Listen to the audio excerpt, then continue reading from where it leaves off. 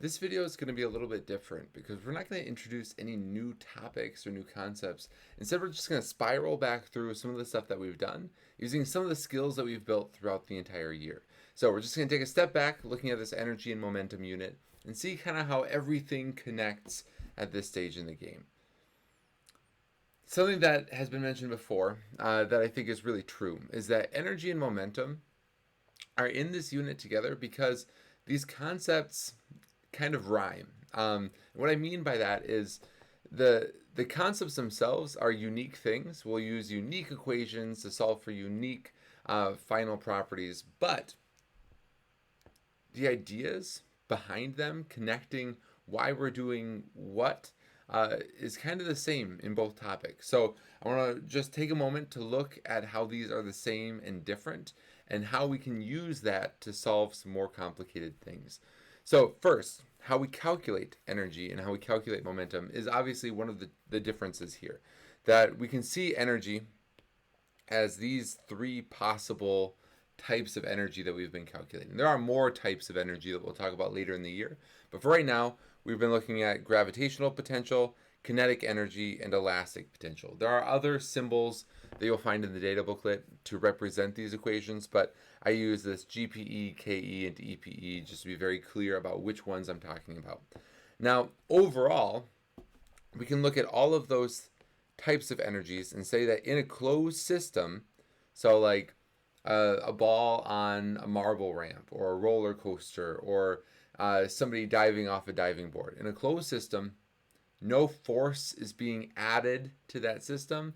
We'll say that overall system, the total energy before equals the total energy after. So you might need to figure out what energies are present, like here at the top of this marble ramp. Maybe there is a bunch of potential energy, but not really any kinetic energy. Whereas here, we'll have some potential energy and some kinetic energy, and you can develop basically an energy conservation equation to help you figure out what's going on using these different forms of energy that we can calculate. So set the before and set the after. On the momentum side of things, there is only one type of momentum. Momentum, represented by a P in this case, is equal to mass times the velocity. But the challenge with momentum, when we talk about this idea of conservation, we say in a closed system, the momentum is conserved. So say, for example, that someone throws a bowling ball at you when you're on a skateboard, you catch that bowling ball and you roll off together. We called this, in our notes, we called this a hit and stick situation. And we had hit and stick, hit and bounce, and explosion. In all of those situations, we knew that the total momentum before was equal to the total momentum after. But the challenge here is, even though there's only one equation for momentum, sometimes we need to find the momentum of several different objects in that before and after, and then set those equal to each other. So all the things before, so in this case, the bowling ball and the guy on a skateboard, each of those momentums together should add up to that total momentum after of the bowling ball and the guy moving off together. So they each have this concept of conservation, saying the before is equal to the after. They also each have something to consider, whether they are scalar or vector quantities. This is something that we haven't spent a lot of time talking about, but we've referenced it in the past, that a scalar quantity means that there is no real direction that's part of it. Energy is scalar. Energy is energy. There is no positive or negative energy. It's all represented in joules. So all kinetic energy will be positive. Doesn't matter which direction you're going. If you are moving, you have a positive kinetic energy. Likewise, at this point, we're going to say all potential energy is positive. All elastic potential energy is positive. Scalar is always positive. You're not going to have some negative energies built in there. Momentum is a different story. Momentum is a vector quantity, so direction matters. If you have something moving one way colliding with something moving the other way, they can't both be positive. So you have to factor in one of them being negative, one of them being positive, in order to work out what the total momentum of the system is, because there is direction to momentum. It is a vector quantity. Now, the last piece that is important to understand with both of these things is how the system might change. So, for example, if you had something that gained energy, whether it's a cart that you're pushing or a sack of potatoes that you're lifting up to the table, you are applying a force to change its energy, to add energy to the system. So, when this energy changes, there was work causing that energy to change. That might be removing energy from the system, like an object skidding to a stop. The force of friction is changing the energy. So the force of friction is applying a work to slow it down. Our equation for work was force times displacement, and then if there's some angle to that force, we'll multiply by the cosine of the angle. But typically, that will drop off anyway, and we'll just see force is equal to just, or work is equal to just force times displacement as we go forward. If momentum is changing, so same situation, something added a force to speed it up, or something hit like a wall, slowed it down because obviously that wall imparted a force, there is an impulse that changes that momentum. So the change in your momentum will be equal to the force times the time, whereas the change in your energy will be equal to the force times the displacement. This is a really important concept to know. It's challenging sometimes to know what to use when, because they feel very similar. But if you look at what properties you have or what properties you're looking for, if force and displacement seem to be part of it, that might be an energy situation. If time seems to be part of it, that might be a momentum situation. And what we'll see in a little bit here is sometimes those can cross over if you're given enough properties or able to find enough properties. So physics can rhyme. Energy and momentum are very similar concepts that we can use similar processes to solve for. Now, I want to look at this as an in general sort of thing. What happens if we are trying to find something and nothing is told to you how to solve the problem? Because up until this point, we have been very siloed in different topics, whether we're talking about energy or momentum, or even going back further, talking about force, or talking about motion and the kinematic equations, those Suvat equations. But now you have lots of tools at your disposal, and you can use any of those tools. So I want to show you that these tools aren't independent of each other, that they connect, that they are actually based on each other, even though we've looked at them separately. So here we have a scenario that they give you a lot of information about. What average force is needed to slow a car of mass 1,200 kilograms from 30 meters per second to 10 meters per second over a distance of 50 meters if the time is 2.5 seconds? All right. Let's look at this in three separate ways. One way that we can look at it is momentum and impulse.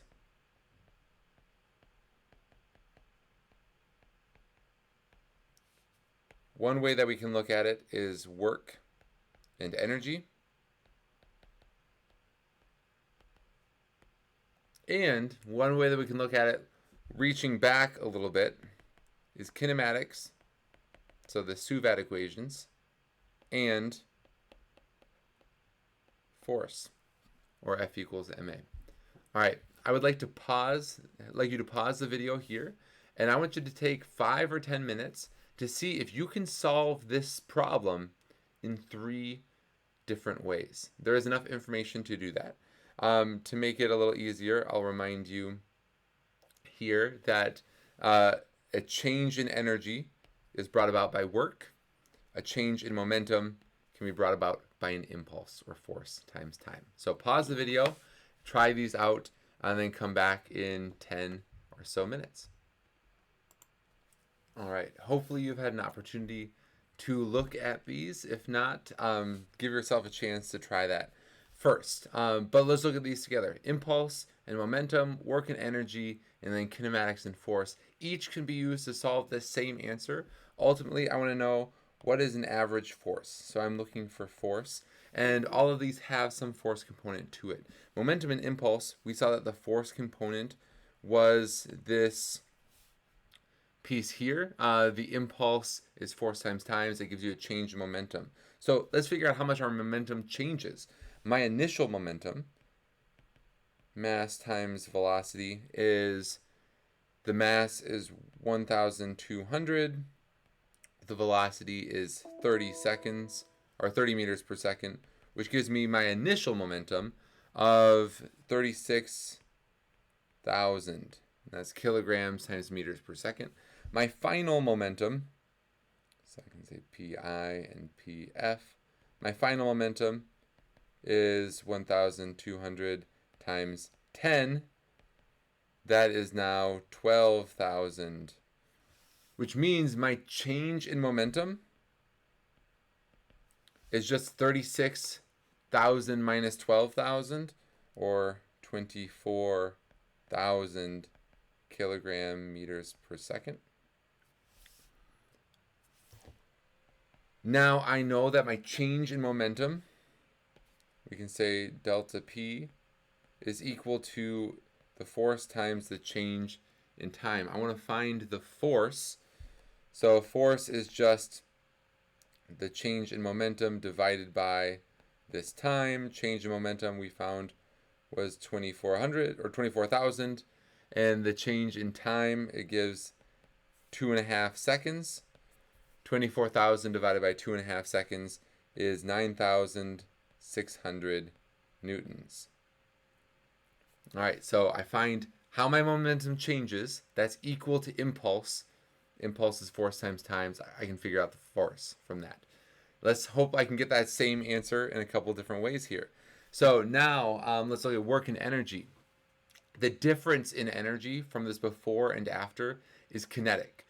It did not gain any gravitational potential or elastic potential energy in this story here. So we can look at my initial kinetic energy. That's just 1/2 mv squared. The mass is 1200. The velocity initial was 30. So 1/2 times 1,200 times 30 squared gives me an initial kinetic energy of a whopping 540,000 joules. My final kinetic energy is just using that final velocity of 10. So I've got 1/2 times 1,200 times 10 squared. That gives me a kinetic energy of 60,000 joules. So now I want to compare that initial kinetic energy to that final kinetic energy to figure out how does my energy change. Well, my change in kinetic energy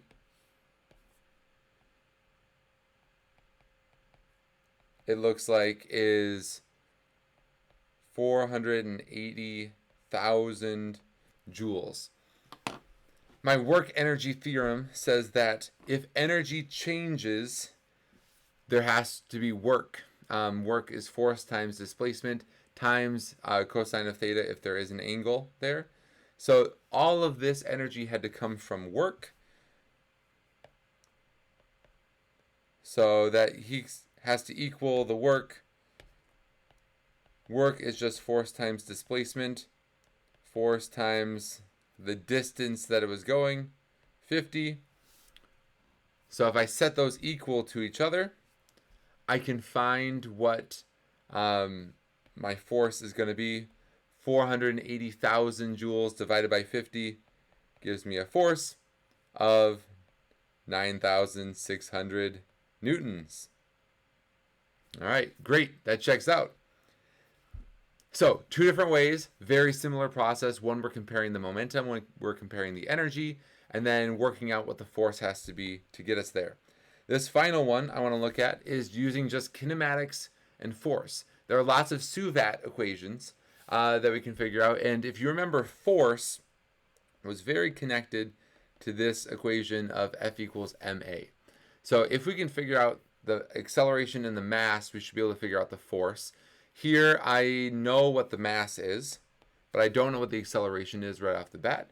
So I can also solve this same scenario using kinematics and force. I can use a variety of different kinematics equations. I just need to find one that has A in it. The easiest one that I can think of off the top of my head is V is equal to u plus at. My final velocity is equal to the initial plus the acceleration times the time. The final velocity was 30. The initial is 10 plus acceleration times this time is 2.5. Well, that will help me find an acceleration ultimately of 30 minus 10, which is 20, divided by 2.5 is 8 meters per second squared. And I know that the force is just equal to mass times acceleration. So we can look at that here. Force is equal to mass times acceleration.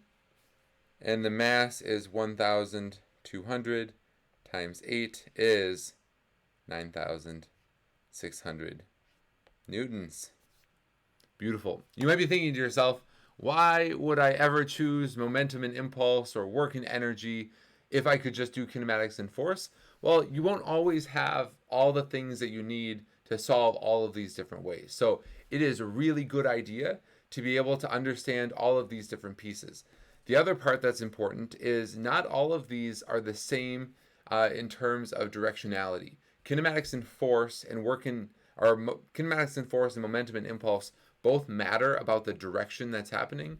Work and energy, the directionality can be a little bit squishier, so you can figure out since that's a scalar quantity. So sometimes one of these methods is actually better than the other, and it's up to you to figure out which method seems appropriate in a given situation. All right, the last thing that I want to focus on here in this video is looking at units and looking at equations, and how this conversation of units and equations is really kind of the same conversation. And sometimes I feel like we present units and just say, this is it, this is the unit. But it's important that you have an understanding of what goes behind that unit. And to do that, I just want to remind you of something that we've talked about before, and that's the idea of derived versus fundamental units. Fundamental units are our list of 7.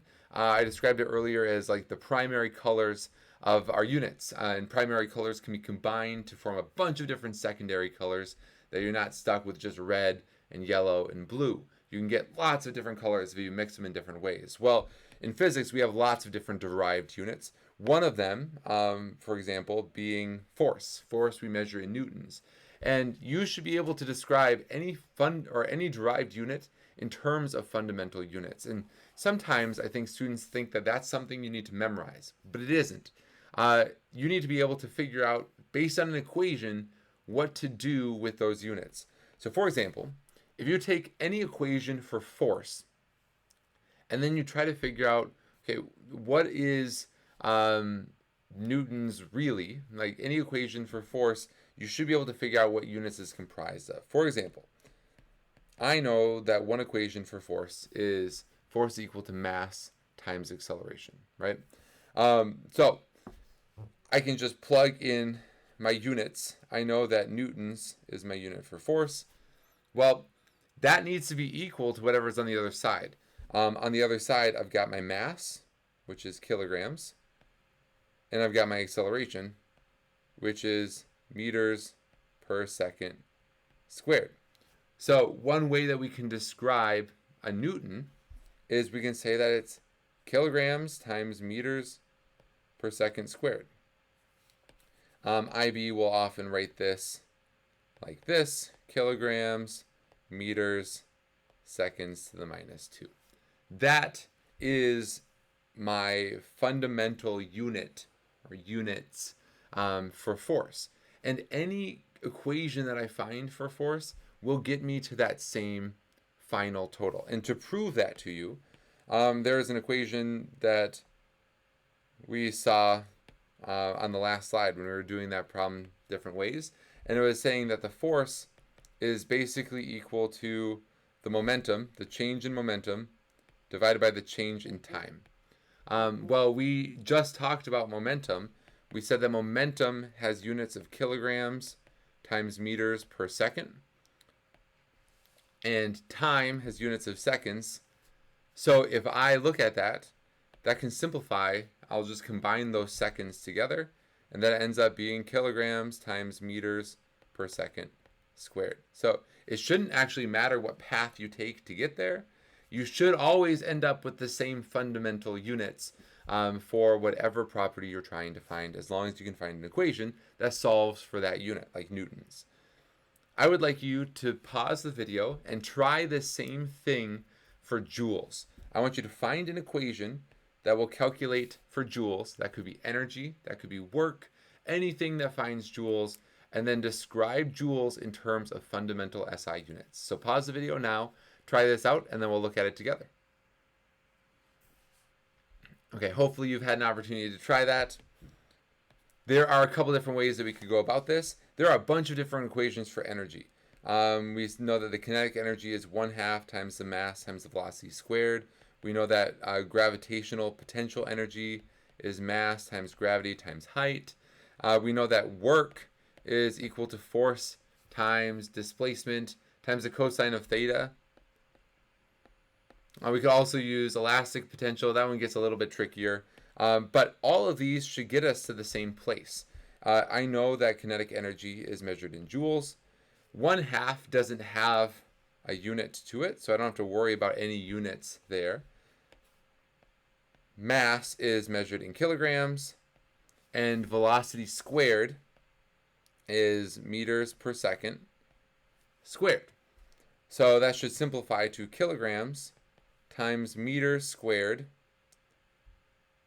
per second squared, or kg m2 s to the minus 2. Just as proof, let's look at this one other way. Let's look at this in terms of gravitational potential, just to show that this should work out any way you slice it. Gravitational potential is in joules. The mass, again, is in kilograms. Gravity is in meters per second squared. And height is in meters.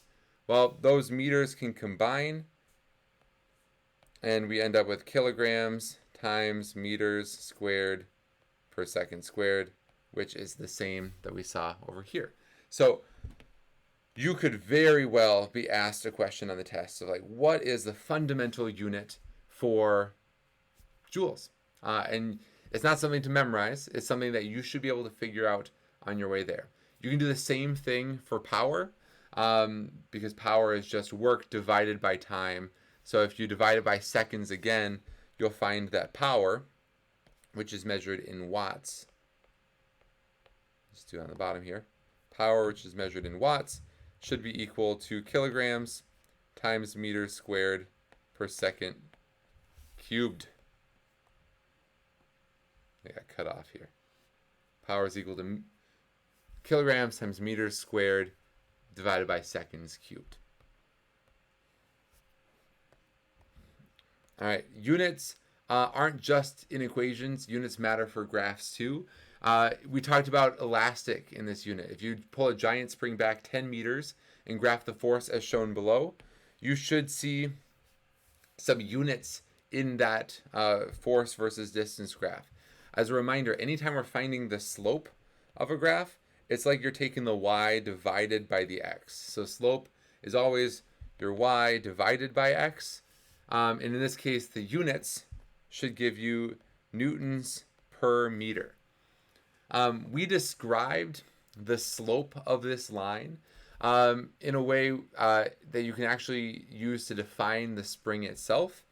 This is your spring constant. It's how stretchy the spring is. In our equations, we called that K. So if you're trying to find the properties of the spring constant, that's just always in newtons per meter. It's looking at how the force changes for the distance that you're pulling it. Now, if I wanted to find the area under the graph, area is always going to be, in this case, the area bounded by the graph is like a triangle. Area is always going to be like taking your y times your x and multiplying those units together. So we got newtons and meters. Your units are just going to be, use a better color, newtons times meters. You might understand what that is if you know that newtons is just a force and meters is just a displacement. Force times displacement Well, we know that that is work. So if you can recognize that unit from something else, obviously that isn't showing us units of joules necessarily, but force is in newtons, meters is in, or the displacement is in meters. Multiplying those together will always give you your work. All right, the last piece is I want to show how these equations are also interconnected. So for example, if a dog climbs a ladder, we said that the dog gains potential energy. Well, in the process of gaining potential energy, work had to be done. So let's look at the work. Work, do it this way. Work is equal to the force times the displacement times the cosine of theta. Cosine of theta won't give you any units. There are no units involved in that. It becomes a unitless number. So we just have to look at what's happening kind of in the intermediate parts here, because you're climbing up a ladder. Basically, you're going in the same direction. So I'm just going to ignore this piece. Well, the force that you're using to climb this ladder is the force of gravity, basically. You're counteracting the gravity that's acting on you. And force of gravity, we know, is mass times gravity. So you know that the force is going to be the force of gravity if you're climbing up the ladder to give you potential energy. You know that your displacement is basically the same thing as saying, well, this is how tall the ladder is, right? So if I measure that the ladder is so high, my displacement is how high I've gone. So that height is the displacement. Well, if I put all of that together and I say, instead of the force, I'm going to write that in as mass times gravity. So I can say mass times gravity. And instead of the displacement, I want to write that in as height. Oh, what we get is something that's very familiar. The potential energy is just mass times gravity times height. That this work, if you know about the force is actually talking about and what the displacement is, gives you that potential energy equation. That isn't just a random equation that comes out of nowhere. Likewise, if we think about this in terms of kinetic energy, we can do a very similar thing. That we know that work is just force times displacement, and this dog pushes a stroller from rest. Well, we know that force is interconnected to mass and acceleration, so that's the same thing as basically saying mass times acceleration there. And we can find some information for your displacement as well. Displacement, we know some kinematic equations. And one of the kinematic equations that's most useful to us here is that v squared is equal to u squared plus 2as. And we can solve that for the displacement. If the dog is pushing the stroller from rest, we know that u squared is going to be nothing. So rearranging this for s, we end up with v squared divided by 2a. And then I could multiply those together. That the work is equal to the force, and instead of force, I'm going to write in mass times acceleration. And then that's multiplied by the displacement. Instead of displacement, I'm going to write in velocity squared divided by 2a. The acceleration should cancel out there. And I'm left with mass times velocity squared divided by 2, which could be rewritten as 1/2 times mass times velocity squared, which you might recognize as kinetic energy. So when we talk about work giving you energy, whether it's potential or kinetic, this is where it's coming from, that all of these equations are connected. So in summary, a lot of little things going on here. All of this is connected. Physics rhymes. These types of processes should line up with each other. You can find lots of different ways to make these connect, and then always look at the units and equations to find out a little bit more about your situation. All of the equations that you might need for these two topics or these two subtopics will show up here. Some of which we have talked about very specifically in this class, some of which we haven't really referenced, but could be derived based on the other units and things that we've looked at. So if you are given momentum and mass and want to find kinetic energy, you could certainly use this equation. Kinetic energy is or momentum squared divided by 2m. Or you could solve for it in other ways. If you have that stuff, you could also probably use this equation. These are just shortcuts to get you there. Likewise, power being force times how fast you're going could be found if you found the work and then divided it by the time.